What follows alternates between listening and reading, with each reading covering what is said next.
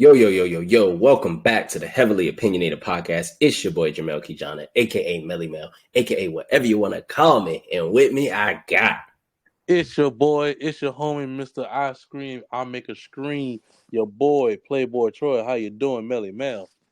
man, I'm doing great. Week 1 of the NFL. Who else Yes, I got with sir. me?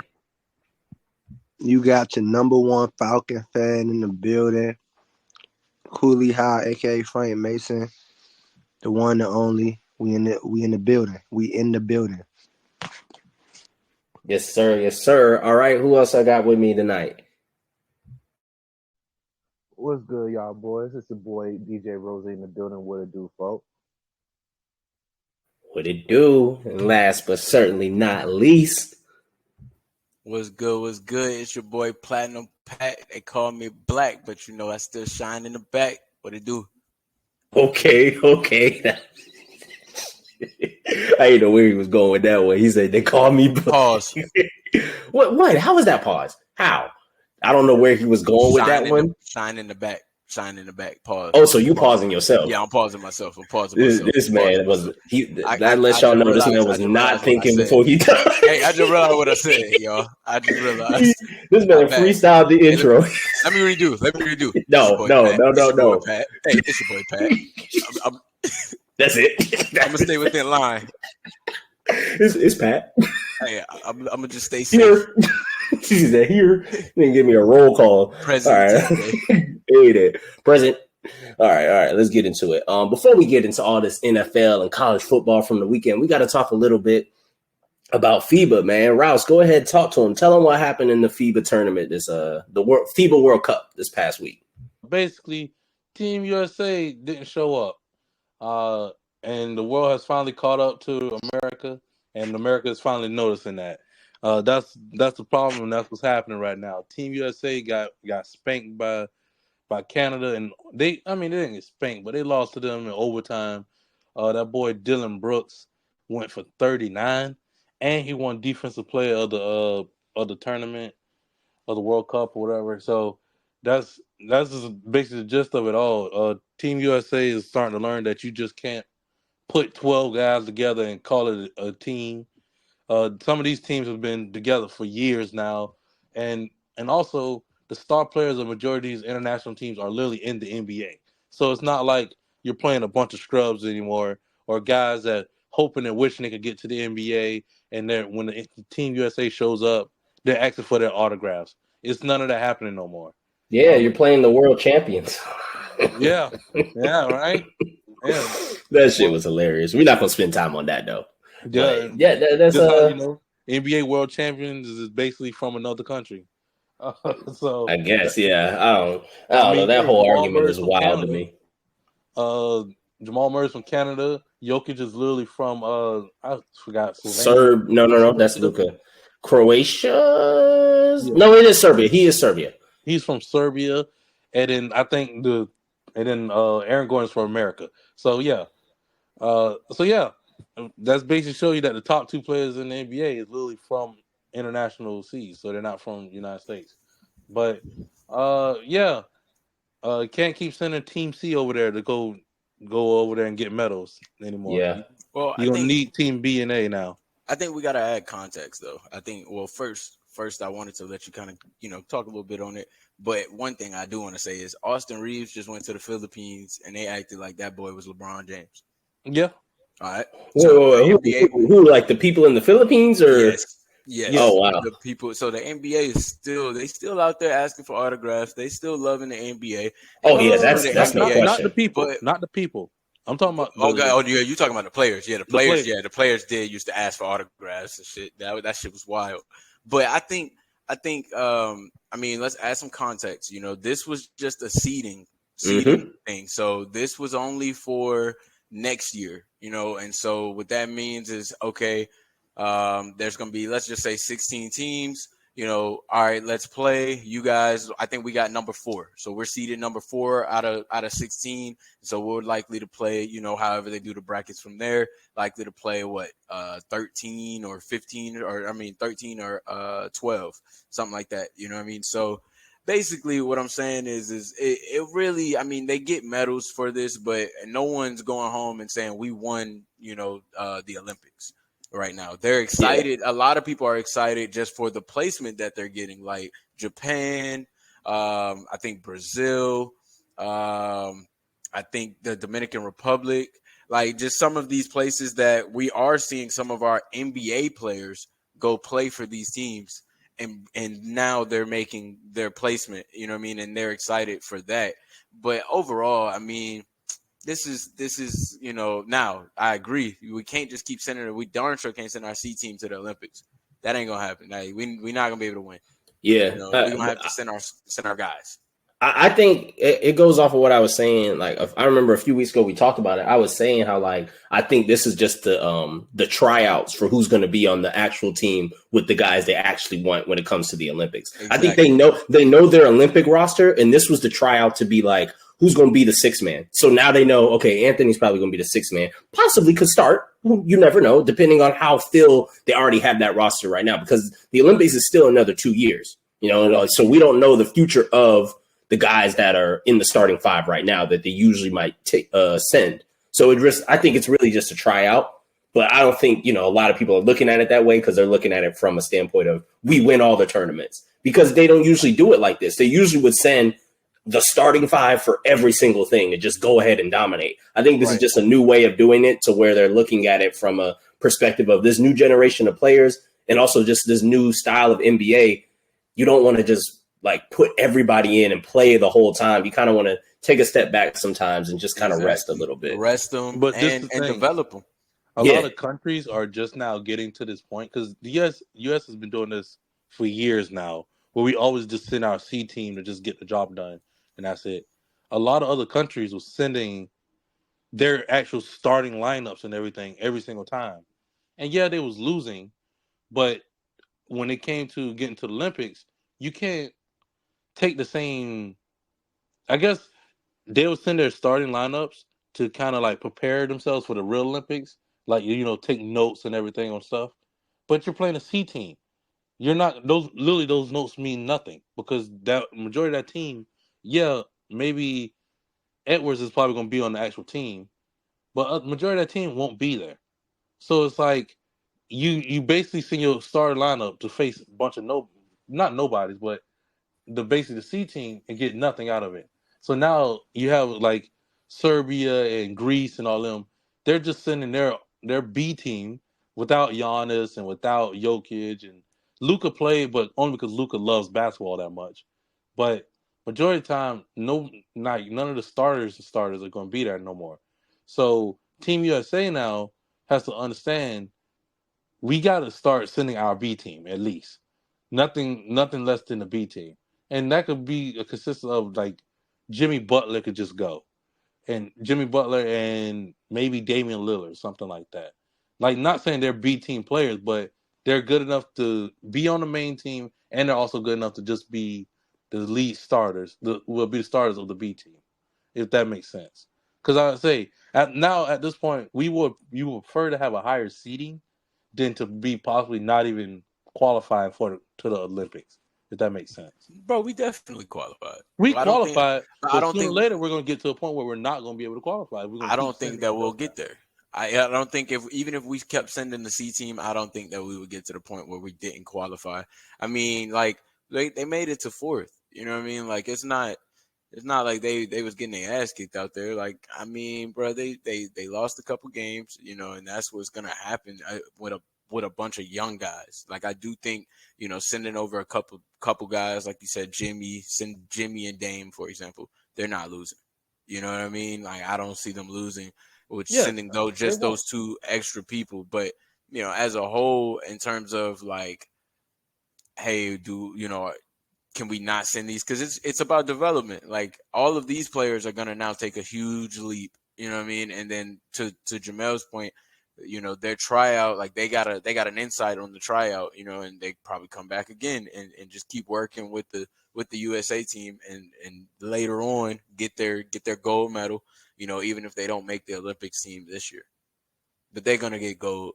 I guess because I see it as Like Good pass, Mac Jones. before we started sending NBA players, it was always college players, and it was like, man, these college guys are cool. They're good to send over there, but after a while, they end up losing, and we're kind of getting to that point now with NBA players where it's like, yeah, we can start sending out. We don't have to try that hard to qualify, but sooner or later, when we get to that point where we don't qualify, then it's all like, now we need to hit the panic button, and we need to send we need to send these people over there because we're losing. Why even wait to that point when we go ahead and nip it in the butt right now? Just send one or two actual real all-stars over there, and it won't hurt nobody just to send one of Damian Lillard or Jimmy like that, or just send Bam Adebayo over there. That's good enough. I'd take that. Just send Bam over there, and we'll be good from there. We'll work from there. But right now, constantly sending the C team over there, after a while, we're going to end up losing, and we won't qualify sooner or later. That's just from my standpoint of it. Because if you keep going on that same course, that's soon to be because right now we rank we end up at 4th seed or 4th place. What happens next time we end up at 6, then 8, and then we all of a sudden it's I forgot, a tumble effect or whatever. So, snowball effect or something like that. But I don't. Yeah. I think that's a perspective to look at it. But I don't think that. I mean, because I think we're saying what ifs. You said what if? You know what I mean? We're saying what if. I would like to just live in reality, and reality is they got 4th this time. I think last time they got 1st. I know for a fact we got gold when we went to the Olympics. We haven't lost gold since what? The team 2004. You know what I mean? Like, the team that they sent with, So with Dwayne Wade, Carmelo, and LeBron, all that. So that's me living in reality. You know what I mean? Not just me just trying to, it's just I'm living in reality in terms of what's been done. The NBA is fine. You know what I mean? All of these teams, like you're saying, all these teams that are B teams and this and that, they're full of NBA talent. That's what's happening. Like, Japan would not be where Japan is without Utah. And Utah is in the NBA. They got that dude, the Hachimura dude, playing for them. Right. I think Luka played for Slovenia. He got them where they needed to go. What I was about to say, Barcelona. Is it Barcelona? The green? No, it was not Barcelona. I'm sorry. The green. Gosh, Brazil. Oh yeah, green. Yeah. Brazil got Patty Mills. I believe they got. No, that's Australia. Yeah, I know you're talking about Australia. The green and yellow. Yeah, yep, Patty Mills. Yeah. They didn't have Kyrie too. Like all these. He's an Australian. Yeah. So it's like that's what I'm saying. It's a lot of teams. Dellavedova are literally led by NBA players. Like, they're literally led by NBA players. And that's to that point. But listen to the guys that they are. In the NBA, they're not that guy. Mm-hmm.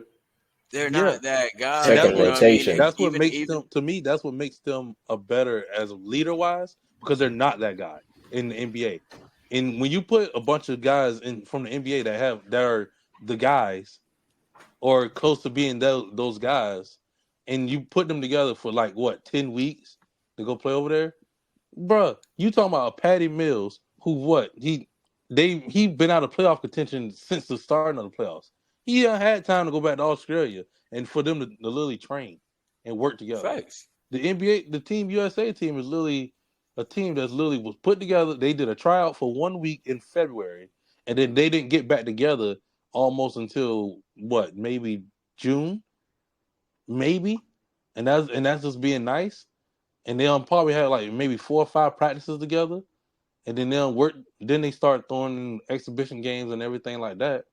But you talking about an Australian team that's basically been training all year just for games like this, and teams like that, like Canada and stuff like that, where Dylan Brooks, he was out in the first round of the playoffs, and ever since then he's been in Canada chilling with the team of Canada the whole entire time. So it's stuff like that where I'm like, man, they got a lot of time to prep and everything. Yeah, we gonna probably go to the Olympics next year. and dominate that because it's based off of straight skills.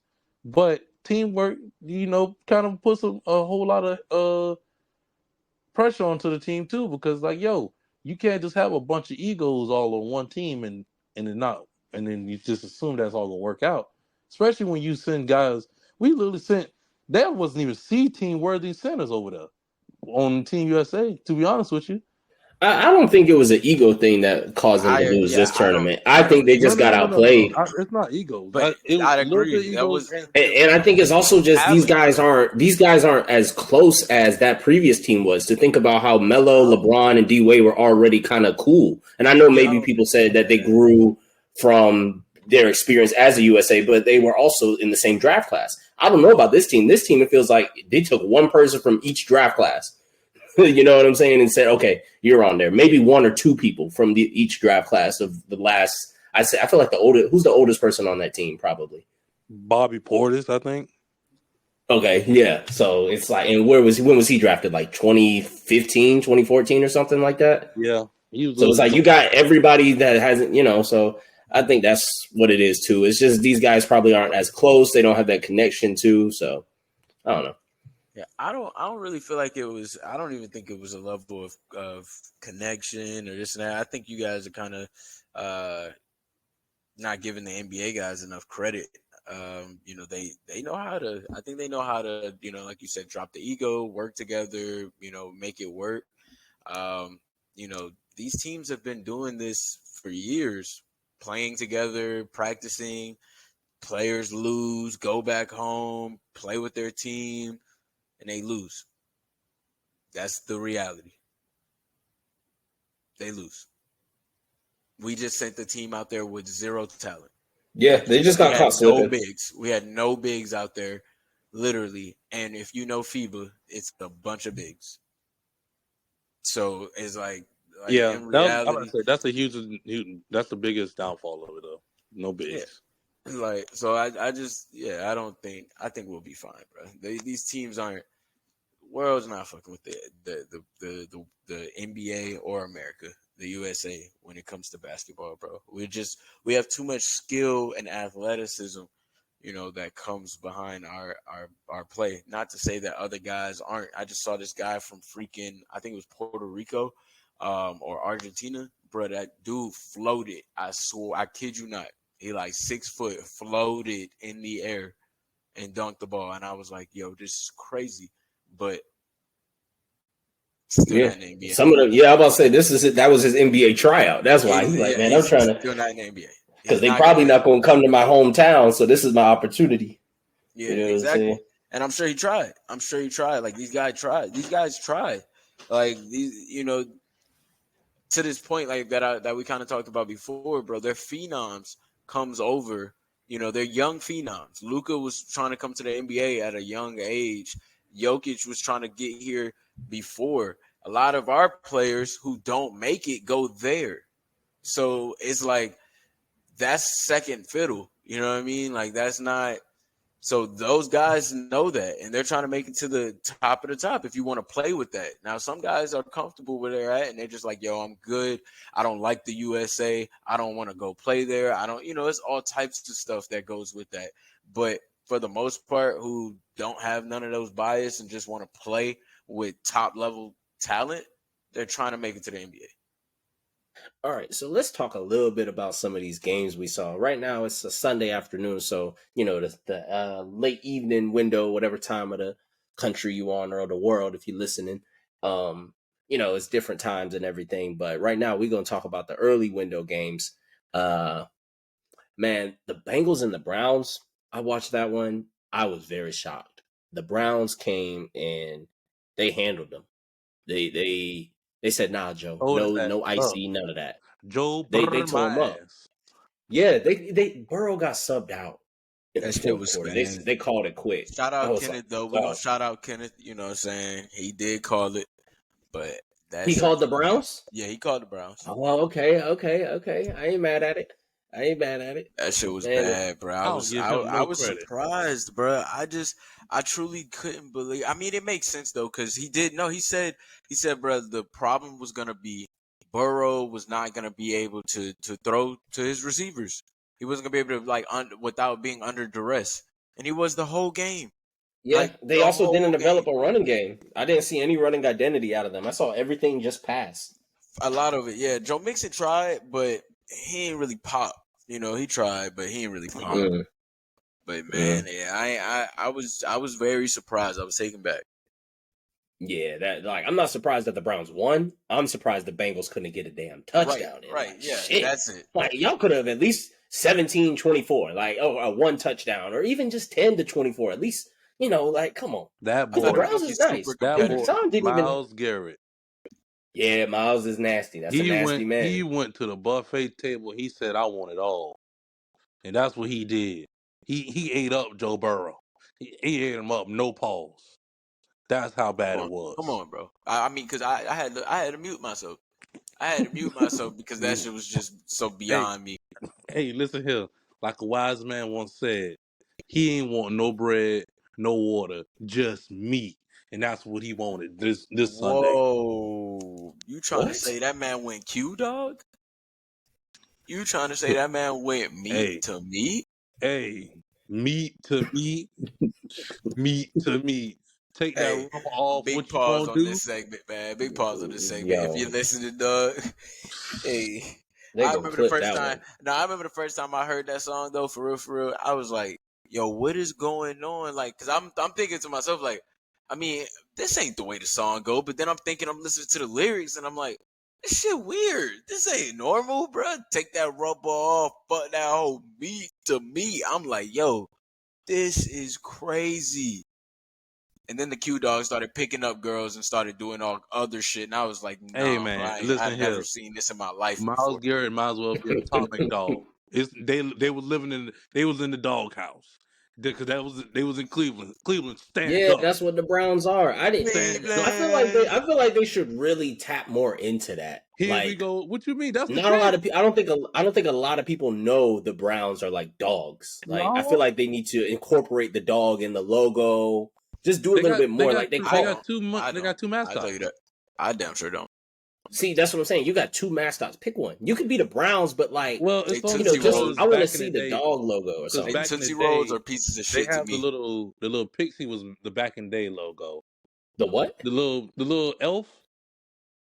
Yeah. The little elf that's stupid. Was the old school logo, and that's what's in the center of the field. But as it got current times, the dog was their logo. Is their secondary logo?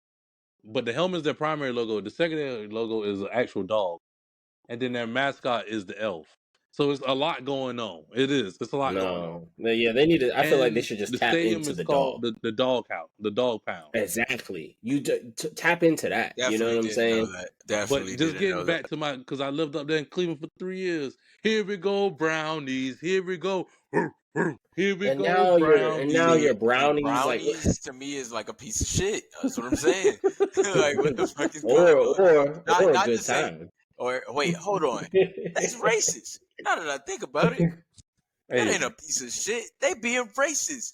Brownies, and there's a bunch of black people on the field. Yo, what the fuck is going on in Ohio? Hey, bro, it used to crank up with my boy Baker Mayfield, who we're gonna talk about later. Baker Mayfield used to come out there, hit that intro. So you telling me a white man started the chant just to represent? A white man started the chant. Here we go, Brownies. No, everybody joined along. That was before him. Now they got Massage Master Deshaun Watson down there. Oh my Lord, that's Mr. Touch It, Feel It. Touch it, feel it, babe. That's that's the song that was being played. He was touching and feeling all over Cincinnati defense, man. Ate it.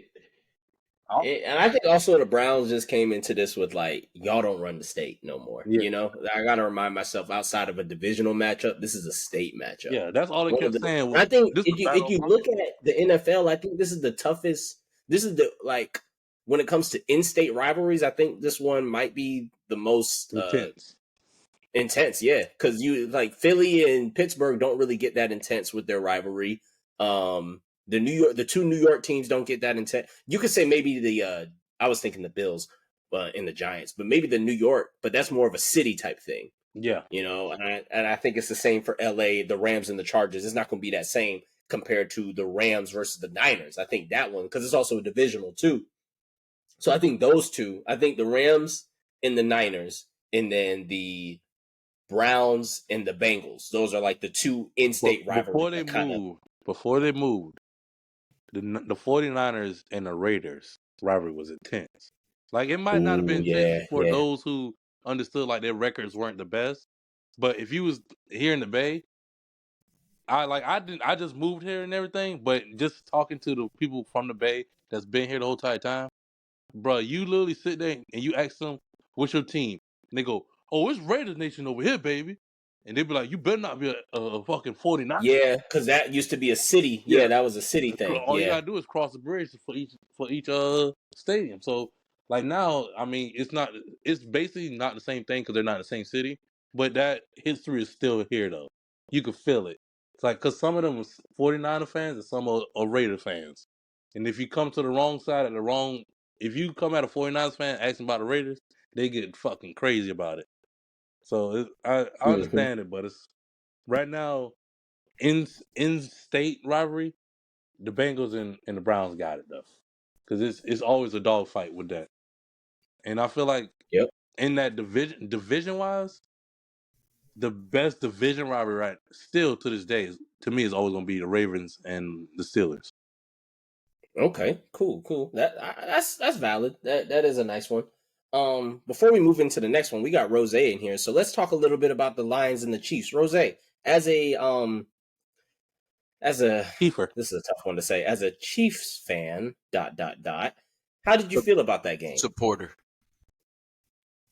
I appreciate you on that, man. And truthfully, being 100 with the game, if you had told me going into it that we would be without with Chris Jones and Travis Kelce, I would have been like ill. Like our chances of going to win the shootout definitely dropped. This nigga said ill. They're like freaking ill. I was like, about to say something about that, but like, I was the shootout. Hey man, it's bro. It's disgusting, bro. It was absolutely disgusting from what you're seeing. Like, from the first time ever, and since Mahomes been starting, they looked like they was completely unprepared. We talking about Andy Reid that coming off a Super Bowl, let alone the playoff win. That next season coming into, especially off of winning Super Bowls, that man is undefeated. That's his first loss in his career as coach on that. You know what I'm saying? Like, that's significant, especially for someone that said that thrives on being prepared, especially off the bye week or having time to prepare for an opponent. You know what I mean? Like, there was many times, like, Detroit's defense, give them credit. They definitely did their thing. But King lied too. Kansas City wide receivers dropped a lot of wide open balls. And defensively, we could not do anything to stop them rushing the ball, or Jared Goff was just sitting there in a clean pocket. So I just want to know, we're talking about, like, we don't need a Chris Jones. The contract gonna get taken care of. Like, yeah, he may not necessarily be the best defensive player hands down, but for us and what we need, he's worth every damn penny. That's just completely honest. Give the man his bag, let that man go play, and put him out there, because as we clearly saw, we only got one sack. Detroit didn't get no sacks, but we only got the one, and no one even remember who got it. No one even know. So okay, I get that. I get that. For those who don't know, earlier this week and a little bit before this week, me and Ross were debating a little bit about the Chris Jones and his necessity on the team. And me personally, I was like, I think you guys would be fine, because, like, I remember seeing something. I wish I had the stat to pull it up, because I know Rose is a stat guy, so he likes to have them facts to build it. You can't just be heavily opinionated with him. Yeah, you see what I did there? You got to really have your stats to talk with him, especially about his team, quote unquote. And I saw something recently where it was showing how he only had like 2 sacks in the playoffs last year. So to me, I'm looking at it like the Chiefs, and also just looking at all the other Super Bowl wins and just their dominance. I don't think about Chris Jones. Honestly, I didn't even know who he was until last year. I'm just being 100%. I never knew who Chris Jones was, because I don't think of any time where they won a Super Bowl. Any of their Super Bowl wins was because of their defense. Even this past one, my Eagles put up 35 on them. That wasn't no defensive, like, Jalen Hurts had the turnover, but nobody touched the ball. You know what I'm saying? It was just getting active, and that linebacker was at the right place, right time, scooped it up and scored. It wasn't a play that he made on Jalen Hurts. And other than that, the defense wasn't really a huge factor into winning that Super Bowl, nor was the other one and all that stuff. And then even the one that they lost, their defense wasn't a factor into them losing. It was the offensive line that caused Mahomes to not have enough time. So I think it's really the offensive issue that would be the only downfall as to you guys not winning the Super Bowl or making it back to the Super Bowl this year. And I think that was the bigger factor in your loss to to Detroit more than anything, because I saw more drops than I saw more big plays, because Detroit's going to run the ball. They can run the ball. Maybe it's because I've seen more Detroit games last year, but the way they ran the ball, it didn't look any different from when they ran against any other team. Like, that's just how they do. They have those types of running games against almost everybody, no matter who you are. So even when they played Philly last year, they ran the ball just as well. So they're just a really good running team.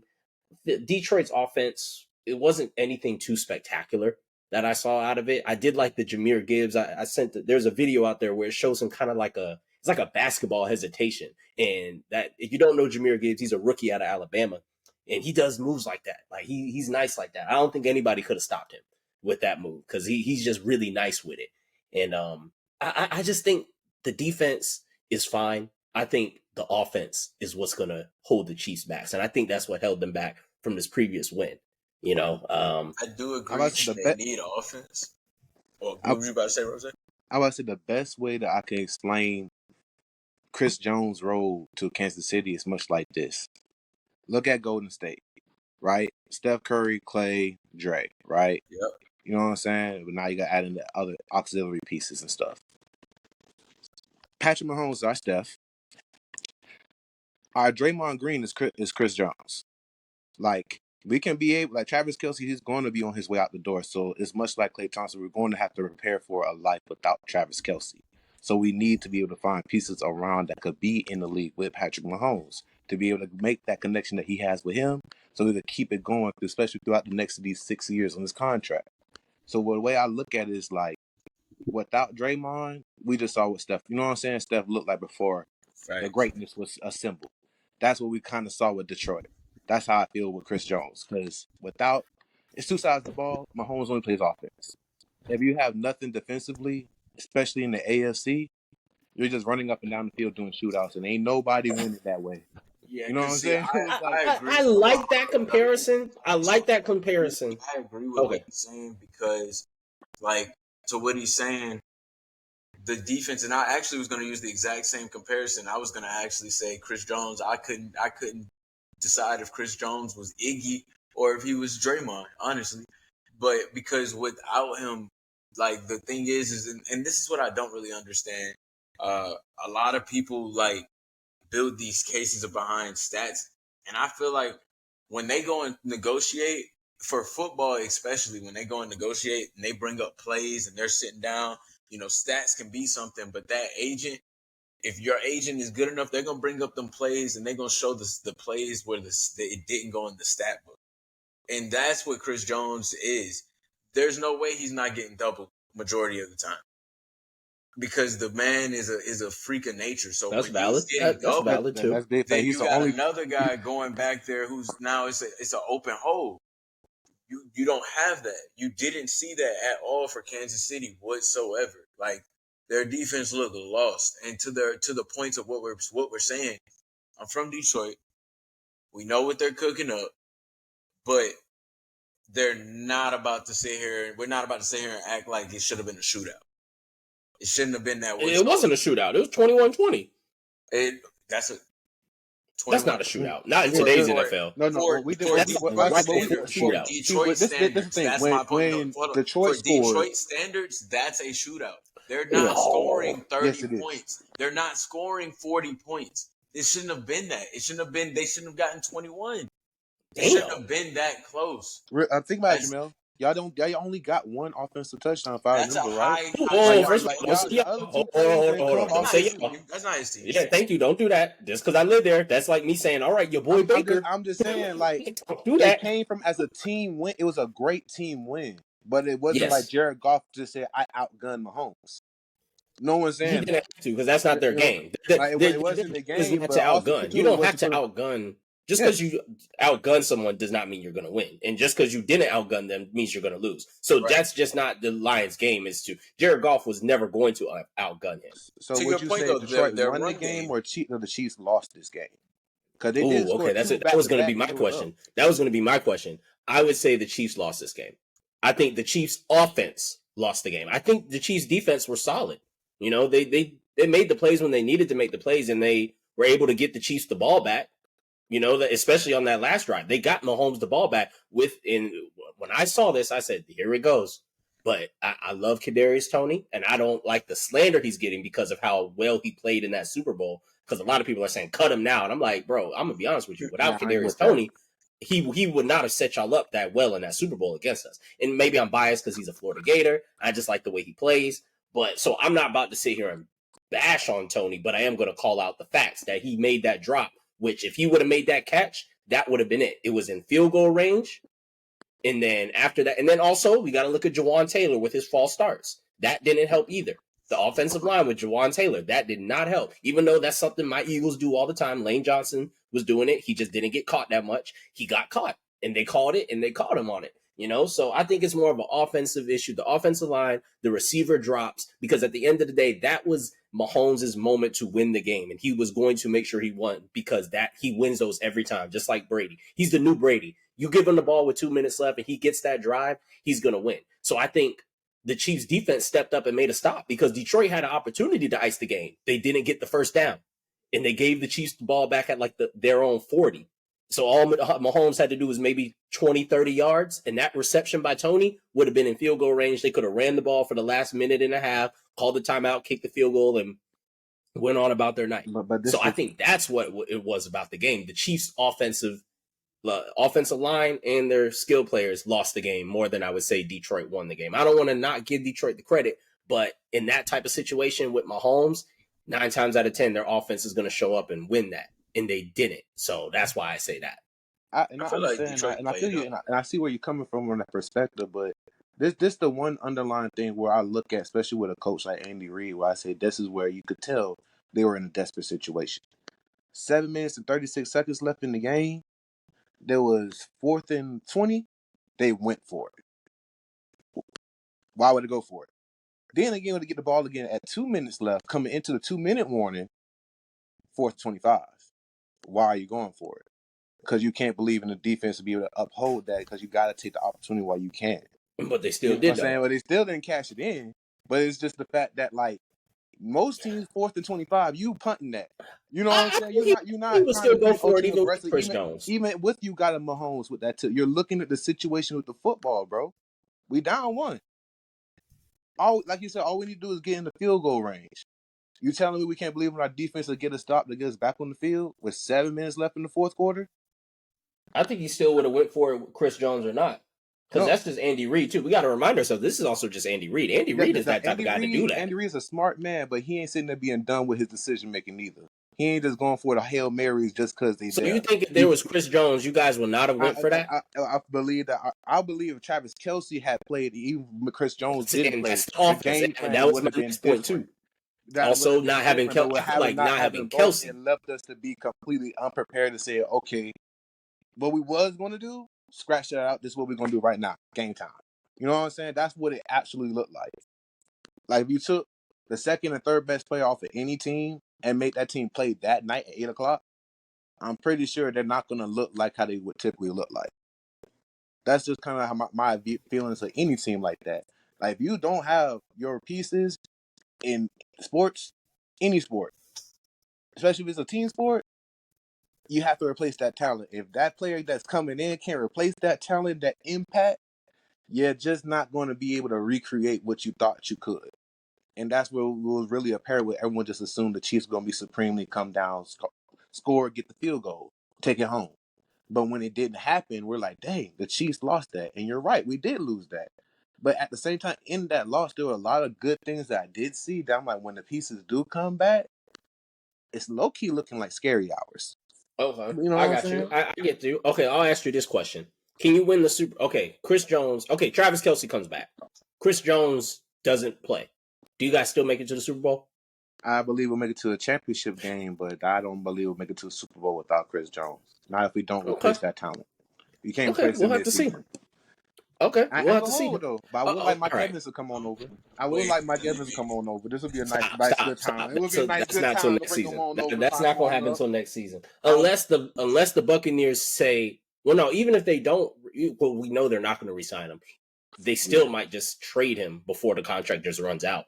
You know what I'm saying? So but that's a different conversation. We might have to wait till the middle of the season to touch back that. But let's move on to some of these other games because we got your opinion on it, and yeah, just wanted to get that conversation out the way because that was something I really wanted to talk about. I like where you're going with that about the Chiefs. We'll have to see. Ravens and the Texans, man. Lamar struggled a little bit, but he got it done. You know, his running game really helped. I just got the news, unfortunately, J.K. Dobbins did tear his Achilles. So, you know, that's going to be something that does impact the running game. But they still played pretty well. C.J. Stroud threw 40 times. I don't even think they put up a touchdown. I think those were all field goals, too. So, it's going to be a hard time for the rookie right there. But did anybody else see a little bit of that game? Yeah, I watched it. I think CJ looked pretty good. He just ain't had nobody to throw it to, you know. And the Ravens, they honestly, they were disappointing me. Like, I think that their offense should have been way better. Yeah. Zay Flowers was nice. Yeah. The number 4 kid, the rookie, he was shifty, shifty guy, but not something you're going to be like, you know, oh, he's going to be their number 1. It's Odell popped up for a little minute and, you know, had his catch, but, you know, he's a veteran. And, yeah, like you said, the offense, it was disappointing. Lamar kind of, I wouldn't say he lost a step, but it's going to be a while to get his groove back. That's all I'll say, because it's been a year and a half. So it's going to be a minute. Yeah, that's really all I got away from that game. I know I called. Go ahead. I know I got Lamar on the Zenkai Samurais and stuff, and I said going into it, I believe that this would have been a Lamar Jackson showcase. Truthfully, like after I said that tape, I kind of sat around and thought about it, looking into it, and much like we talked about Justin Fields, with having him new weapons and like everyone saying he could be an MVP caliber season, but it's like he hasn't had. This is his first time having actual guys he could have a system around that's not just predicated on him being one way or one dimensional. So that's going to take him a little bit of time of getting used to. So, and typically, especially with the Tennessee, they got the carbon copy of the New England mindset. You know what I'm saying? Like, I forgot what exactly. I think it was a GM said something about New England, their slogan about going to work or something like that. But they basically are the New England 2.0 over there right now, like trying to recreate that establishment of being defensive, ugly games. You know what I'm saying? Like, they're going to build the talent around their quarterback for sure. But at this time and moment, as Kat said, I'm pretty sure it looked real putrid out there. It's going to take some time for him to be able to get consistent, to be able to throw the ball short and fast. He's not going to be able to have time for someone to make that separation. So, like, for the Ravens, I feel like they'll be better as they go forward. It might take them about 3-4 weeks until we see the MVP Lamar Jackson in full comfortability mode and aggressive. Because at this moment, I think he's going to be too much of playing conservative and playing smart and trying to do the right play rather than just playing Lamar Jackson football. Yeah, I see what you mean. It's going to take a minute to get them warmed up, but I think they'll still be fine. But I don't know. I just want to see more from the offense, but they do have a lot of high hopes, and it's kind of we'll see about it. Moving on to this game. This was a pretty good game towards the end. You know, last year the Vikings were that team that was gonna, we're gonna win these close games. We're gonna find a way to finish and win these close games. But this one they were not unable to do that because they ran into Mr. Allstate himself or whatever commercials he be doing. Baker Mayfield. He went into Minnesota and led the Bucs into a good win. Did anybody get a chance to see this one? I didn't even want to watch him. It wasn't an interesting watch until the last. The Baker was cooking. I might get a Buccaneers flag out here for Baker. Oh, yeah. Bro, see, there he goes. See, you bro. heard it first, America. He's already see. He was the main one talking about how y'all fans of players. And I ain't even no Bucks fan. I just like Baker. I just don't like how everyone doing that man like that. Wow, there he First of goes. all, Hey, I he ain't ain't gonna got lie. no Like, real it's connection to this man Baker from Mayfield. So not at that's all. all. None at all. Not even an Oklahoma fan. What other school? What did he go to before that? He transferred from Texas Tech. Not a Double- Texas Tech fan. Hey, Like, double check on that. Double check Hey on man, that. I just like that man I legacy on the field, he went man. to I like Texas his Tech walk. I'ma first. say No, I no, no, like no, him no. talking trash If out he's not a there. fan or not. I like Oh, if he's not a fan, nah. I just like his. I just like him. I like him as a personality.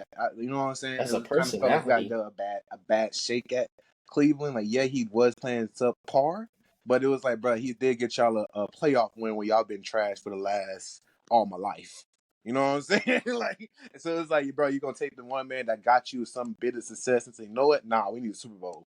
Get him out. Get Deshaun. Like, yeah, that's cool. Like, that's a great upgrade. I would do the same move, but you can't just like throw the guy away after the man to put the grind in the heart. That's like putting LeBron away and saying, nah, fuck you, man. We don't need you here no So more. what You happened know in what I'm Carolina? saying? Even though so if he was not basically. LeBron So at are the we just gonna time, forget it's about just like, bro, Carolina? he came here and made something out of nothing. Like, Are we just is gonna that forget not about nothing? Carolina? I Is hear that you, just bro. not nothing? I hear you, bro. But are we just gonna forget about Carolina? Because I feel like the case that you just built was all about Cleveland, I mean, I ain't say he played good in Carolina. I ain't saying and that at all. you ain't acknowledge saying it. You I ain't just even thought Well, no, acknowledge it. Rose's saying he shouldn't have even been to Carolina in the first place. He's saying But Cleveland shouldn't have even given up on him. but Is that what you're trying to say, Rose? I think that I like how is. they gave him up But just like that and but to just that threw him to the point, bro, wolves. like you said too, though, you would do it too. I think Yeah. 9 times out of 10, everybody would, bro. There is no you shouldn't have. Like, bro, if you got Deshaun and you got Baker on the table, Taking Deshaun Watson. you I gotta do don't what Thank care. you I you. don't Yeah, gotta care. I'm You do, about to what say, bro. size You you man. are. gotta do what Yeah, you No, I'm gotta still do. take him. It's you Listen, take it's him to yo, Sean it's a Watson, business. and you hiring all male therapists in the team. That's all you got to do. I that's probably how you wouldn't go kill that that. far. That's how you Probably kill. wouldn't go that far. Hey I just man, probably would tell, I'ma bro, just say this. hey, nigga, hey, bro, you better I'ma tell him say to this come though. to your I'ma say place. this. Baker Mayfield, you gotta understand when you lived up in Cleveland after the whole Johnny Manziel situation, you needed some type of light. You needed Yeah, some type of light because I remember this. I was driving in Cleveland. I was riding in Cleveland, and they still had a sign up. This is right after Johnny been gone for like 2 years. The sign just says Johnny Manziel was cut by the Canadian football team. So have a drink on us. That was the sign. They still throwing shots at Johnny Manziel. So we needed any type of light up in Cleveland. And there was Baker Mayfield. yeah, There was Baker Mayfield. Then I remember when they put out the beer fridges for whenever the Cleveland Browns finally win, Bud Light was gonna unlock the fridges all throughout the city, and the whole city went crazy when Cleveland won because of Baker Mayfield. That's all it is. So that's my only connection to Baker Mayfield there. So I'm like, man, if Baker Mayfield can't do no wrong in my eyes, is he trash? Yeah, sometimes he trash, sometimes he ain't. But when he ain't trash, the boy's on fire. And guess what? The boy was on fire in Minnesota, in Miracle Town. My boy Baker Mayfield walked right in that building, told Justin Jefferson to take out that grill and go on somewhere. Hey, shout out to Baker Mayfield and them boys, the Bucks. And I'm not even a Buccaneers fan. They stole Tom Brady from me, but it's whatever. mm, mm, mm. Yeah. It was an interesting watch. Yeah, the Baker Mayfield thing. I don't really have a heavy opinion. Oh damn, not again. I'm plugging the show already again. I don't really have a heavy opinion on him, but he's okay. I don't. His antics would just kind of be a little bit cringe sometimes. It'd be like, all right, dude, relax. Like it's not that big of a deal. But Step over Johnny Manziel for me, like I don't know, bro. yeah, he didn't have Personally, that. Yeah, go ahead. I was going to say, I just feel like in Cleveland, the writing was on the walls from his receivers. Like they wrote it. They wrote the Yeah, I shit think on the walls. Like they was just like, bro, I Yeah, don't want the fucking yeah. like, bro, stop. I think it was the Odell thing that was That was the it's downfall. like y'all the team got one of the best receivers at the time. So Cleveland was like, yes, thank God. And it's like, Baker, how do you mess up that relationship? Right. You know what I'm saying? I think that's why the fans looked at it like you messed up the relationship with Odell, and then after that you play like trash. I think that's what really rubbed them the wrong way. Like, just how you going how you going to be the reason he leaves us for LA and go gets a Super Bowl, and then you also don't play well after that? Because everyone's thinking, oh well, maybe if we get him out and maybe if he doesn't have to focus on throwing to the star, he might play better. no, you played worse. It was like you know what's going on with that. So Hey I man, literally, think that's I what never it is. understood that take either. there used to be a guy on YouTube that did this deep research. Deep research. It's a famous video in Cleveland where he was like, "This is Cleveland's gonna win the Super Bowl in 2024." And I mean, this is a whole documentary, like a good 30 minutes to an hour documentary on the breakdown of how Cleveland and the number 24 is synonymous. When Cleveland didn't win that championship, when Cleveland got one more year, I think. Yeah, they got one more year to win a championship. If they don't win the championship, I don't know if Cleveland's gonna make it as another city. But I'm bro, just nah, saying. I never understood. That's why. First of all, I never heard of that, but I You can just look it never up. It's on understood. YouTube. It's literally he does a deep, like I want to say it's 24. It's either 24 or a year that's already passed. He goes into a deep documentary about this stuff, and he's like, "Well, Cleveland had the number 24 pick in this year of this at this time of 24." It's like brother, you went that deep into it. All right, Right. all right. Now I'm gonna have to look that up. But overall, I just never understood the take behind like, oh, if he doesn't have stars to throw to, maybe he would feel less pressure. Bro, what the fuck? There are No, stars for that a is something. reason. No, that is something. No, there is quarterbacks like that where if they gotta like focus on throwing to one guy, they're not the best. You don't Like have there's to certain throw it. I agree. quarterbacks. But you There are don't certain like quarterbacks that thrive under just throwing to whoever and not feel. It's just right. it's a But mental and thing that's what and I was just about also to a play say. style thing. As the You look quarterback, at Jimmy Garoppolo. I mean, not Jimmy Garoppolo, Derek Carr. As the quarterback, you don't have to throw it to the star the whole time. Yes, he had his little tantrum and this and that. The nigga wasn't getting the ball at all. Bro, you gotta goddamn give him some touches, but he's gonna open up shit for everybody else. It's the same concept as Chris Jones. It's the exact same concept. I just don't understand it. And literally in football, that is the whole purpose of having the stars. Like they're going to attract attention. Even if Devontae Adams don't get the ball for the whole time, with with Derek Carr, and I feel like that was just more so like he had no blocking. It just wasn't a good situation for him. But even if Devontae ain't got the ball the whole season, that man got double teamed the whole time. Yeah. It's just that's just the reality. Like people I just don't understand. Like I don't feel like you should have the job if you can't deal with stars. If you can't deal with people being the best or being because they're stars because of their play. They're not stars just because of we know personalities and this and that. But in football and basketball and most of these sports, the star is because of their play.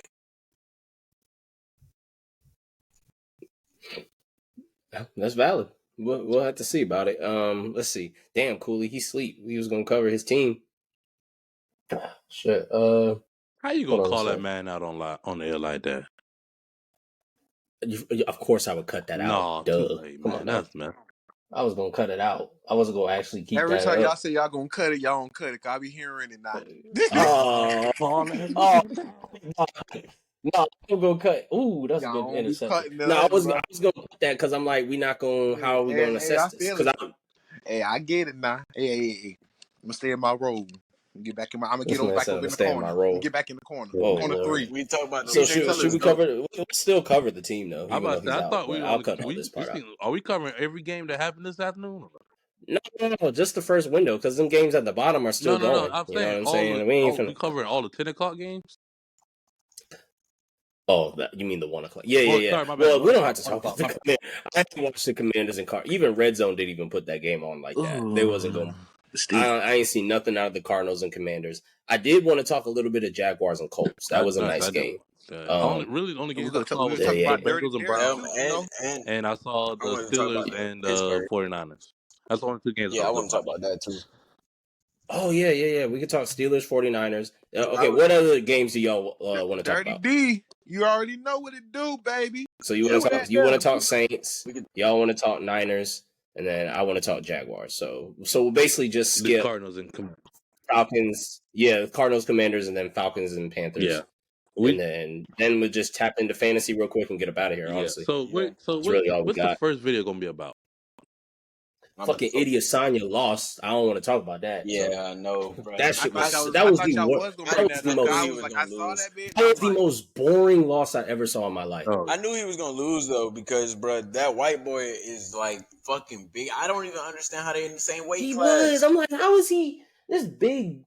Make America great again looking ass motherfucker. I'm like, get him out of here. I have one question. Was that the same dude that was telling some he ain't African? No. That's not him. No, this is some Make America Great Again white boy. That's all I was. No. That's. I thought it was too, but I was like, oh shit. But when I looked up Sean Strickland, I was like, oh no, he one of them type of UFC fighters. Like, okay. Nah, gotcha. Yeah. So yeah, no, we good. But yeah, that shit was just even the loss. Like, what was it when he lost to Oliveira? That was at least entertaining enough for me to talk about. But like this one was just like, what the fuck? Yeah, I didn't. It's just like it was a defensive win. It was a defensive win. It was not worth it. The Tuivasa got knocked up, like not knocked up. Pause. He got just put on his ass, and it was just like that was boring too. It was a boring UFC. That was the most boring UFC fight card I ever watched last night. Like very disappointing. I think they're hyping it up for this next one because I think the next one we're gonna get what's his name? One of them East Central Asian motherfuckers like Islamabad versus some shit against I thought shit. It's the Brazilian UFC 294. I thought it was it's Oliveira. It's Oliveira versus Makhachev. This is their second time fighting. Because I say this is their second time. Yeah, Oliveira he got disqualified. He didn't get disqualified, but he didn't make weight or something like that. So they fought, and it was for the title, but he wasn't the champion, even though he was. So Oliveira is a lightweight. So did he move up to fight Izzy? Because Izzy's middleweight, right? Yeah. So he must have moved up. I don't know what his true weight class is. So Oliveira's been trying to bounce in both, and he had the title in the middleweight. I don't know if he's ever had the lightweight title, but we gonna find out. I think Makhachev is gonna, he'll probably win it, but we'll have to see about that. Let's get back to NFL. I just wanted I did want to talk, like, bring that up real quick to talk about how I didn't want to talk about how boring that shit was. You good. We don't need to talk about it. Yeah, it wasn't worth time. But anywho, all right, let's get back into it. All right, now we could talk a little bit of some more. My Jaguars, man, I rock with the city. You know what I'm saying? They're not my team, but I always pull for them. They pulled the W today in Indianapolis. I like Anthony Richardson. Sorry. What? Well, you could redo that again. Yeah, I'll redo it. Yeah, what's that? What's the first video? What's Tuesday episode gonna be about? Honestly, it looks like it's gonna be like, since I have so many different tracks right now, I gotta see how much time is on all of them. How much is like if it's all under like an hour and a half, it'll probably just be one episode, honestly. Unless I could split it. But I don't know. What you thinking? I'm trying to think of thumbnails right now. I'm trying to think what's the best. Because all we did was talk about FIBA, a little bit of college football, and then now we're just talking NFL. Okay. So I was trying to think. I was trying to see what was the main story of this episode will be about. Main story, I say you do FIBA and then you just do like NFL or some shit. All right, cool. Because we only spent like 10 minutes on college football, really. Cool. So Cool. Yeah, just do NFL or some shit. Do like the I don't know, whichever NFL game you think was. All right, yeah. I'll go with that. Damn, they just kicked Rouse out. Oh, I'm gonna give him a second to get back in because this shit's working now. So, AJ Brown, did he get it? 2 feet. Remain possession. Yeah, he got that. Come on, coach. Ref. All right, he's good. He's got his recording on. We good. All right, back into it. All right, let's move on. Now, the Jaguars beat the Colts 31-21. I'm going to be honest with you. It wasn't until the last minute that the Colts lost this game. They had an opportunity, but they were only down 3. Anthony Richardson, the rookie out of Florida, one of my favorite QBs out of this year's draft. He got him to the 5, and he's got the 6. They kept talking about his frame, 6'5", 245, Cam Newton, Josh Allen build. And he used that frame to try to scramble to get that touchdown, because it was like 2nd and goal from the 5, and he was very close. But with that, he was stopped and also injured. And Gardner Minshew had to come in, and he couldn't finish the drive. So then they ended up not being able to get any points off that. Gave Jacksonville the ball. Jacksonville scored a touchdown while trying to run out the clock and was up 10. So the game could have easily been the Colts if he had not gotten injured, because I'm pretty sure he would have either got them a touchdown or they would have just settled for a field goal. But either way, it was a nice game though. I like what I saw. I think Anthony had the best game out of all the rookies. I like how he threw like almost 40 times, something he never really got a chance to do at Florida. So he got to really test his arm, and he did have a scrambling touchdown early in the first half, and then he had a throwing touchdown as well to I think it was Pittman on a screen or something. So I think he had the best, because I did see Bryce Young against the Falcons, and Bryce Young looked a little bit nervous, but Anthony looked like he was very confident. And I think it's also different because Anthony was at home compared to CJ and Bryce, who are both on the road, and that can really kind of help rookie's confidence, how many home games you have. So, and the Colts fan base really showed out for him and supported him. So, and when you play in Atlanta, oh boy, they fan base is different. So I know it's kind of struggling for Bryce Young, and then same for Baltimore with CJ. That them Baltimore fans are going to get active at you. So, you guys said y'all didn't get a chance to see that game, but y'all did say y'all watched the Niners and the Steelers. How did y'all feel about that one? Man, the Steelers.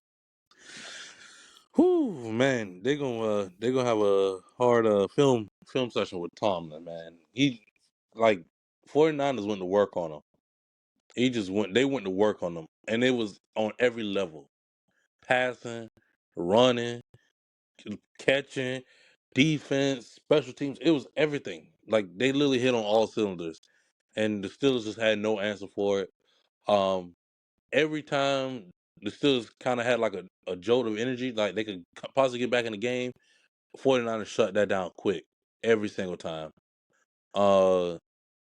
That man CMC McCaffrey, he was going crazy, man.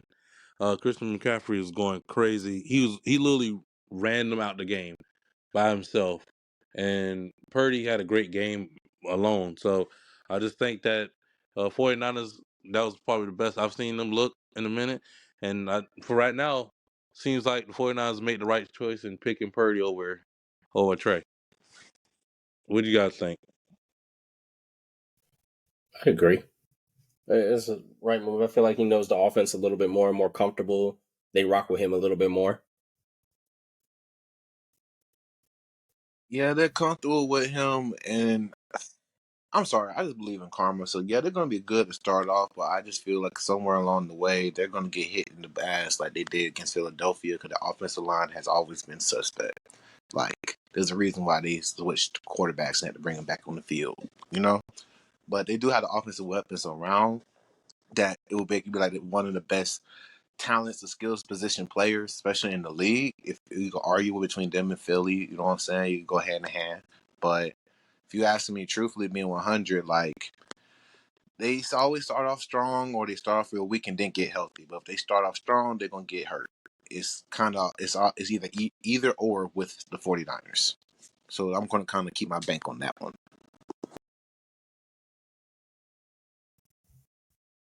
Yeah. Well, we will have to see about it, because I feel like the Niners had a really good week, but I don't know if that'll be, because one, I don't think the Steelers are going to be like in rebuilding or anything. I think they'll still be solid and possibly compete for their division, just depending on the Browns and the Ravens and the Bengals. Really, just depends on everybody. But I think the Steelers are going to be fine. I think it was just they still don't have the true offensive identity yet. You're giving Najee Harris his touches, but he's not really producing that much. And it feels like the receivers are highlight players, but it's like, can they consistently be there for Kenny Pickett? We'll have to see. Now I did see Deontay Johnson go down. I don't remember if he returned or anything, but it's going to be tough to see what the Steelers can do from this. I think they'll bounce back well. In the Niners, I think this is going to be them. I like that block that Ayuk was doing to help Christian McCaffrey get that run, because he really caused that run, because that was supposed to just be like a first down, and it turned into a 65-yard run. And I was like, okay, Niners are coming to play. So they are playing with a vengeance. I think they really didn't like how that NFC Championship loss happened. Like, it just, the game was over as soon as he got hurt. It was like, what else can you do? Didn't have enough guys. Sometimes that happens in the playoffs. You go in with that roster and an injury happens and you don't have those backups, and nor are those backups ready, because they haven't really played like that. So, yeah, it's unfortunate, but I think they'll still be fine, though. The history has shown it, and they've stuck into the guns of it. The Steelers, like main component, and they're having to be the best part of their team is still their defense. Even though yes they lost 30-7, that was probably the best showing that out of what they had did this game this week, their defense looked all right. They just got tore apart. Offensively wise, like offensively they couldn't do nothing. Like literally just got shut down. Defensively, they tried their best to slow them down as best as possible. But when you sit there, basically the Steelers ain't gonna be able to give you no shootout. There won't be no shootout for them. There's no touchdown for touchdown, and basically their defense was like, man, we working hard just for offense to do absolutely nothing. So it was nothing they could do about it. Because I mean, to me the player of their game, like the player for the Steelers, was 100% T.J. Watt. But once again, like I said, every time the Steelers defense gave them a jolt of energy, their offense literally drained it right out. Like it was instantly shut down quick. So, but offensively, the 49ers just looks like a massive juggernaut. Because I didn't know that they had the number one wide receiver, number one tight end, and the number one running back with receiving yards after catch. After the catch, yeah. Mhm. And there's such they're an offense that moves so fast, and Steelers kind of try to slow the game down a little bit. Honestly, and they weren't able to do that. To build on Playboy's point, especially on the Steelers offense, like last year in totality in the entire season, all 17 games, they only had 12 passing touchdowns. And one of those passing touchdowns was made by a wide receiver, Clayton, that threw the ball. You know what I'm saying? We all know that Pittsburgh has made any kind of growth offensively if they could be at least get more than that number, because we don't fuck with 12. You know what I mean? So we got to get that. I would love for the Steelers to be able to turn it around. And for them, it was definitely a big test against the 49ers defense and their pieces that they have going around, because they're already well-oiled machine. They was on an 8-game win streak before they lost to Philly. You know what I mean? When everything went down with them. So it's for Pittsburgh, all we want to see is any kind of more life and growth to come in. Because we know y'all got the dogs, we know y'all got the pieces, but end of the day, especially over there in the AFC, it's gonna come down to matching up in y'all scheduling. Like, oh, not y'all, but for Pittsburgh's scheduling. I really like Pittsburgh. I still feel like they can make the playoffs, but they have to get that offense to have some kind of cruise control, not just sit there and be a putt-putt. Yeah, that's valid. We'll have to see. Rouse, you said you wanted to talk about your boy, the Titans and the Saints. Let me see if I can scroll the screen down a little bit. Yeah, that's what we got right there. Who that there? Yeah, the Titans in the state. Who that there, man? Hey, man, that man Derek Carr is coming back, because he, for a man that gave everything for a franchise and did everything the right way as a professional and still been treated wrong and said, you know, we want to bring you back and now we're still going to let you go. Like, you know what I'm saying? Like, for him going forward, like, the Raiders kind of left that man for dead and said, nah, we appreciate your service through everything of the sagas and different eras they went through at the time of him being their quarterback. And God knows the head coaches he ran through. You know what I mean? It's just like, okay, we're going to see what he does. We just see him as an average quarterback, like on the litmus test of saying he's about the average, to where you say, okay, a little above him might be a Dak Prescott, be like, oh, or the quarterback, where is he ranked between there? You know what I mean? But for Derek, with this New Orleans situation, he has a lot of great pieces. He has a lot, like, I'm calling this man Mr. Dirty D, Mr. 305 today. Go ahead, call me Mr. 305 out there, bro.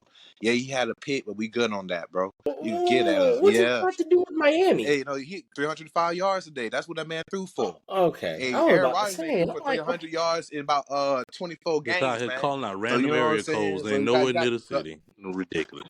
Hey, man. Hey, man. It shows. Right now, the real Mr. 305 is Tua. I know. Oh yeah, he's cooking. He's putting in work right now. Hey man, that man. I know we're gonna get into it, but that man, Frank Mason, got to be mad. He's sitting on the bench. I know he's sitting on the bench. Oh Lord, he started Joe Burrow. He started Joe Burrow over Tua. Oh my gosh. Oh, that's the worst. I tried to. He said that earlier. He told. I tried to tell him. Yeah, we'll give you that, Rouse. You did. You said, I don't know if you, but you were saying that off the injury, though. Not you know, the injury, this ain't had nothing to do with the injury. In the whole situation. No. You were saying he wasn't gonna play. He did play. He No, just no, no, played no, like no. trash. Don't forget. Also, brought up how Cincinnati always started off slow, and they always started off 0-2 or 0-3 under Joe Burrow.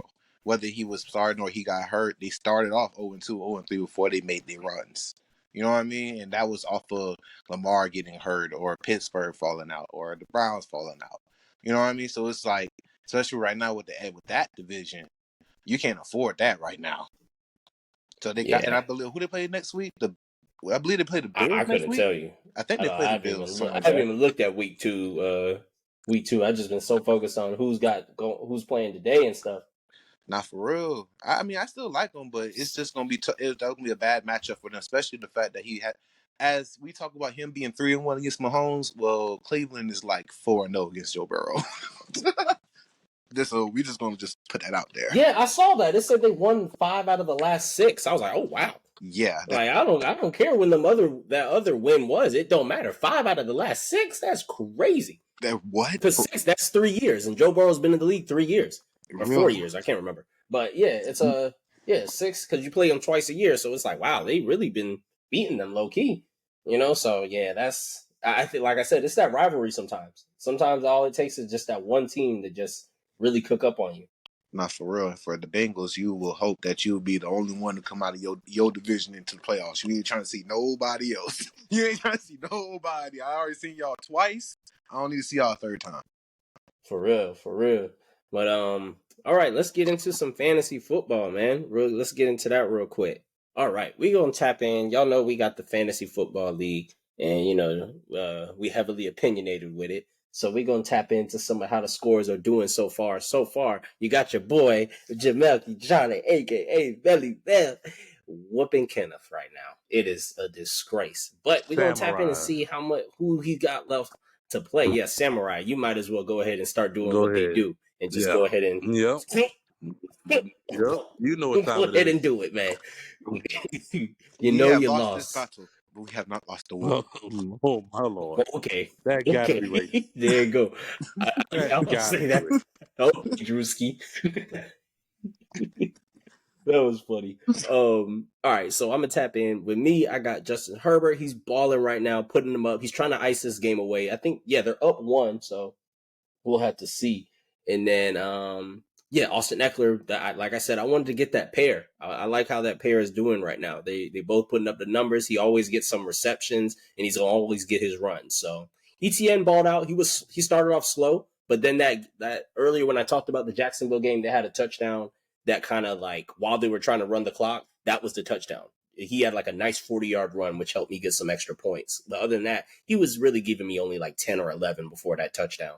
AJ Brown, so far, he's doing good. I wish he had a touchdown and a few more yards to match, but 79 yards so far. And it's just, I don't really know how the game is going with the they're up 5. So let's see. Justin Jefferson put the 24 points. Wish he gave me a touchdown, but it's all good. Kyle Pitts didn't do me nothing. Olave. Y'all sleeping on Olave, man. I like him and Derek Carr. They making a nice little duo right there. Nick Folk. Oh my gosh. Man, Tennessee, even though they lost, all their points were field goals. 5 field goals. Give me the 18 points. I think that's what killed them. Then also the Niners defense. That helped. Lamar Jackson. Oh, man. Actually, Rouse, I'll let you break down your team. I don't know why I was about to do that. You do it. Hey man, all I'm gonna sit here and say, bro, it was a big blow to find that game time that Travis Kelce was IA, and I had to go pick up somebody off the waivers, and I'm like, I don't even know who this guy is off the Chargers, but we're gonna pick him up. You know what I'm saying? I took a risk, took a big gamble, and truthfully, I'm hoping Tony Pollard has a good day. I don't really believe that he might because of him coming off the broken leg, but kind of glad I went with him starting over Kenneth Walker versus the Rams, low key. Like, I didn't really like that matchup. So I knew this was going to, I kind of figured this might be an L this week going into it, especially off of Travis Kelce dropping. Once that happened, it was like, yeah, that choice, decision making is down. And I'm going to have to see about Lamar now. I love Lamar. I believe in Lamar, so I'm going to keep him on the squad now. I truly believe in him working into the system. Like I said earlier, about being in a new situation. Even though it's the same team, new pieces that he hasn't had before, new coaches, you know what I'm saying? But I truly believe that he can have an MVPs season, showing why he was worth every dollar why he got. And so because of that, I'm not shaking right now. We good. We Gucci. We're going to get it back in blood. Okay. You want to go over any other players you saw in there today? I mean,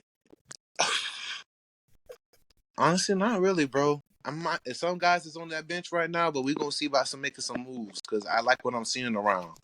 I'm gonna have to see what's out here. I'm trying to make some moves, make some shakes. So call up Rose. We trying to make a little trade or something now.